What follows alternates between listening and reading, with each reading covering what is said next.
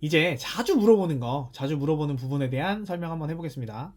첫 번째, 아니, 맞벌이 부분인데요. 배우자 관련돼서 공제 넣을 수 있어요? 배우자 관련돼서 공제를 넣으려면 소득이 없어야 되잖아요. 근데 맞벌이는 대부분 소득이 그 기본공제 대상자가 안 돼요. 그렇기 때문에 안 넣는 게 맞고요. 그런데 이제 급여랑 관련 없이 들어가는 것들이 있단 말이에요. 뭐 의료비 같은 거 이런 것들 반영하기 위해서는 이제 넣을 수는 있죠. 근데 기본공제 대상자는 안 되고 그냥 부양가족에 넣은 다음에 의료비나 이런 정보들을 한 명한테 합산하는 정도, 이 정도로 보셔야 돼요. 두 번째, 부모님, 조부모님 같이 살지 않는데 공제가 가능한가요? 부양가족이라고 하면 같이 사는 걸 얘기하지 않습니다. 같이 뭐 실제 거주하고 이런 요건은 없고요. 이제 부양이라고 하는 거는 내 돈을 가지고서 먹여 살린다라고 생각하시면 돼요.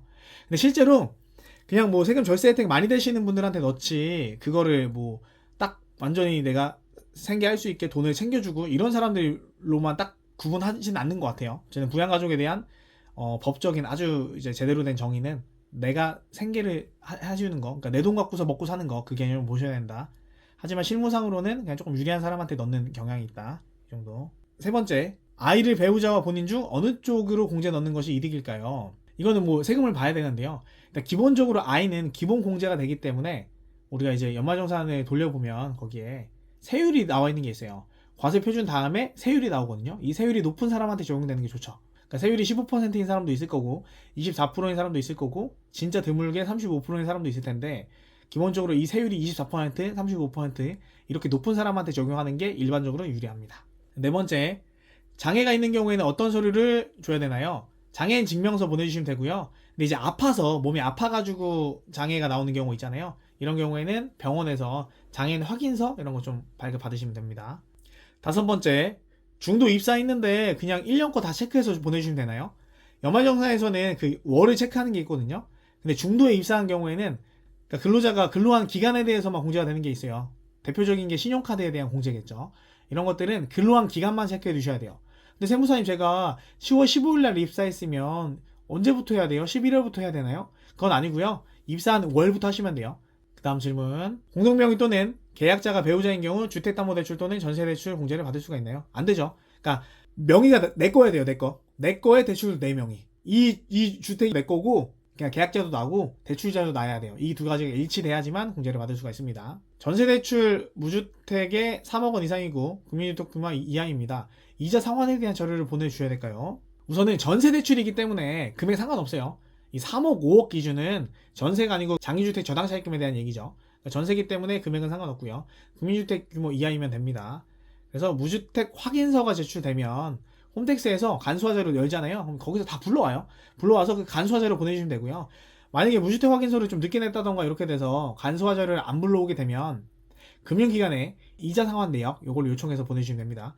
실제로 이자 상환 내역 요게 간소화에 안 뜨게 되면 담당 세무공무원 이걸 파악을 못하는 경우가 많아요. 그래서 연락이 와요. 그러면 저도 이렇게 금융기관 이자 상환 내역을 제출함으로써 소명을 하게 됩니다. 그러니까 꼭 제출해 주셔야 돼요. 그리고 분양권이 1주택인지 물어보시는 분들 많죠. 분양권은 요 현재 세법에서 주택수로 치질 않아요. 그러니까 분양권을 갖고 있어도 무주택자로 보는 거예요. 분양권만 갖고 있는 상태니까. 그리고 이 분양권을 이제 주택으로 등기를 치게 되면 그때는 주택수에 포함이 되죠. 그때는 장기주택 저당차입금으로 넘어가는 거죠. 그리고 월세가 있는 경우에 관리비도 처리가 되나요? 라고 봤을 때 관리비는 안 되죠. 임차한 월세에 대해서만 월세 세액공제로 적용이 됩니다. 그리고 월세가 있는 경우에 제출 서류는 임대차 계약서, 자금 이체 내역 이런 것들 보내주시면 되고요. 다음 이제 이런 거 물어보는 분들도 많아요. 저랑 급여가 같은데 저 친구는 환급 받았는데 나는 토해내야 돼요. 아니 급여가 똑같은데 이게 왜 달라요? 소득공제랑 세액공제들이 다를 수가 있잖아요. 예를 들면 나는 감면이 안 되고 쟤는 감면이 될 수도 있고, 부모님이 뭐 소득이 없으셔서 부양가족에 넣었을 수도 있고, 또 어쩌면 신용카드 사용에 대한 이제 소득공제 있잖아요. 카드를 막 미친듯이 긁었을 수도 있는 거지. 그러니까 급여랑 이게 세금이 완벽히 일치한다고는 보지 마셔야 돼요. 좀 다를 수 있어요, 충분히. 그러니까 이런 좀 논리적인 이야기는 제가 이거 촬영 이후에 연말정산에 대한 강의를 하나 찍어서 올릴 거거든요. 그거 보시고 이해하시면 됩니다. 그리고 또 질문. 신용카드 사용분을 15%나 공제해준다고 해서 많이 썼는데 왜 소득공제 되는 건 300만 원밖에 안 되나요? 아니 신용카드를 한 5천만 원 썼으면 750만 원이 적용되는 거 아닌가요? 이렇게 물어볼 수 있어요. 근데 이게 한도가 300이에요. 카드 사용 한도가 300이고 대중교통이나 뭐 전통시장 이용에 대한 게 한도가 조금 더 추가되긴 하거든요. 근데 애초에 기본적으로 일반적인 카드 사용에 대한 한도가 300만 원이기 때문에 아무리 많이 써도 이 한도에 되면 끝나는 거예요. 더 이상 추가 적용되지 않아요.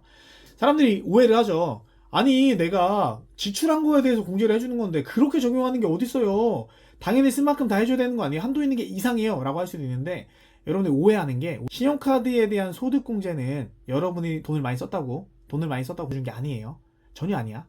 과거에는 현금 결제를 진짜 엄청 많이 했잖아요. 현금 결제 많이 하니까 사람들이 다 현금 매출에 신고를 안 해. 신고를 안 하다 보니까 가장 많이 카드를 긁고 돈을 쓰는 사람이 누구예요? 제일 많은 사람들. 근로자잖아. 그래서 근로자한테 카드를 쓸 수 있게 유도하기 위해서 이 규정이 들어온 거예요. 야, 신용카드 많이 쓰면 우리가 소득공제 해줄게. 그러니까 카드 많이 써 라고 한 거죠. 근데 또 신용카드를 너무 많이 쓰니까 카드 수수료에 대한 또 사업주 부담이 커지잖아요. 그러니까 아마 이건 뇌피셜이에요, 뇌피셜. 그러니까 그 다음에는 체크카드나 현금 영수증 쓰면은 조금 더 많이, 비율을 조금 더 많이 해서 공제해줄게, 뭐 이렇게 나온 거죠. 그러니까 아주 많이 쓰는 거를 국세청에서 원하지 않아요. 적당히 많이 쓰라. 다만 쓸 때 카드를 써라. 이런 유도하는 목적으로 공제를 해주는 거기 때문에 한도가 300만 원 규정되어 있는 거예요. 그리고 자료를 주려고 하는데 세무대리인이 아유 자료 필요 없습니다. 전액 환급 나옵니다. 이거 뭐예요? 이거 진짜예요? 이런 질문도 해요. 그러니까 소득이 별로 없는 경우에는 그냥 기본적인 공제만으로도 결정세액이라고 하는 게 빵원이 나오면 어차피 결정세액 0원 이하로 안 떨어져요. 그러니까 마이너스 세금은 존재하지 않아.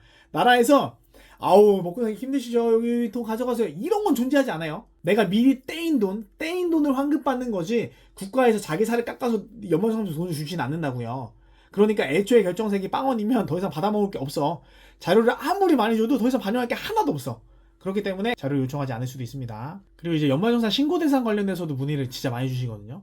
첫 번째 케이스, 내가 12월 31일 날짜에 퇴사를 했어. 근데 1월 1일에 바로 근무를 시작했으면 12월 31일 날짜에 퇴사한 거에 대한 연말정산은 어떻게 해야 돼요? 연말정산은요 여러분, 12월 31일 날짜에 내가 근로를 하면서 2월에 급여를 받는 사람들이 이렇게 정상적인 연말정산이 진행이 돼요. 그게 아니면 12월 31일 날짜에 중도퇴사할 때 중도퇴사에 대한 연말정산을 하거든요. 근데 보통 PDF 자료나 이런 연말정산 간소화 자료가 없어가지고 그냥 기본적인 것만 공제를 넣어서 연말정산 처리가 돼요.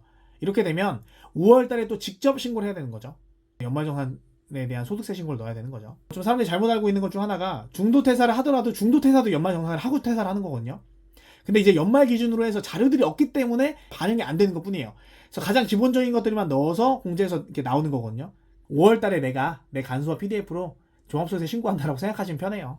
아니 근데 퇴사한 회사에서 12월 31일 기준으로 연말정산 해줘야 되는 거 아니에요? 못 해주죠. 자료가 없으니까. 자료가 나중에 나오니까요. 12월 한 달만 근무했는데도 연말정산을 해야 되나요? 회사할 때 자동으로 연말정산 돼요. 그러니까 우리가 간소화 자료에서 내가 자료를 제출하는 것만 연말정산이라고 생각을 하는데 아무 자료를 제출하지 않아도 자료 없이 연말정산 되거든요. 근데 한 달 정도 일했으면 자료 없이 연말정산을 진행을 해도 뭐 세금 나올 게 없으니까 그걸로 연결하면 되지 않을까 싶습니다. 그리고 5월달에 종합소득세 신고를 한다면 어떤 것들을 준비를 해야 되는가라고 봤을 때, 근로자가 이 근로소득으로 연말정산할 때 뭐 따로 자료 준비할 건 없어요. 5월달이 되면은 어차피 국세청에 잘 뜨고 이거를 정말 너무 잘 정리한 뭐 세무사님들이 많아.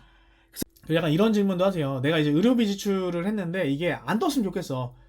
그러니까 뭐 솔직하게 말씀드리면 옛날에 상담할 때 그런 경우가 있어요. 여성분이 산부인과를 가서 거기서 뭔가 진료를 받았는데 이게 이제 자기가 부양한 가족으로 되어 있으니까 아빠가 연말정산할 때 그게 뜰 수 있는 거예요. 그러니까 확인할 수 있는 거지. 이게 너무 불안하고 무서운 거예요. 그래서 이걸 어떻게 해야 되나요? 라고 저한테 물어본 적이 있어서, 처음에 진료를 받을 때 의료비 세액공제 증명서류 제출 제외 신청서 이런 거 작성을 할 수가 있거든요. 그래서 의사한테 얘기해서 나 연말정산에 안 뜨면 좋겠어요. 이런 거 제출하고 싶은데 어떻게 해야 되죠? 라고 물어봐서 제출하시는 게 제일 좋고요. 그게 베스트고, 이걸 만약에 못했어, 놓쳤으면 연말정산에 뜰 때 재빠르게 들어가서 소득공제 자료 삭제해 주시면 돼요. 저 상담했을 때는 좀 늦은 케이스여서 지금 빨리 홈택스에 들어가서 소득공제 자료 삭제하라 이렇게 말씀드렸거든요. 그렇게 해주시면 됩니다. 그리고 이제 어머니께서 국민연금을 받고 계신데 저 기본공제 대상자 돼요? 라고 말씀하시잖아요. 근데 금액을 봐야 되는데요. 500만원 기준으로 생각하시면 될 것 같아요. 통상 500만원이면 이제 우리가 소득금액을 해야 되기 때문에 공제되는 거잖아요. 공제되는 걸 빼고 나면은 100만원이 조금 안 되거든요. 그래서 연금을 1년에 500만원 밑으로 받으셨으면 기본공제 대상자가 되고요. 500만원 넘게 받으셨으면 그때는 검토가 필요합니다. 이런 질문도 참 많아요. 카드에 대해서 이제 예를 들면 와이프가 카드를 쓰는데 내가 결제를 해줘. 내 통장으로 결제를 해줘. 그럼 저 소득공제 받을 수 있죠? 안 돼요. 안 돼요. 카드 사용은 결제가 기준인 게 아니고 이 카드의 명의자 기준이에요. 누구의 카드인가 중요하단 말이에요. 와이프 명의의 카드면 와이프가 공제 대상이 되는 거예요. 그래서 만약에 한 명한테 카드 사용에 대한 소득공제를 몰고 싶으면 몰 사람에 대한 그 명의의 카드로 와이프랑 같이 사용을 하시면 되는 거예요.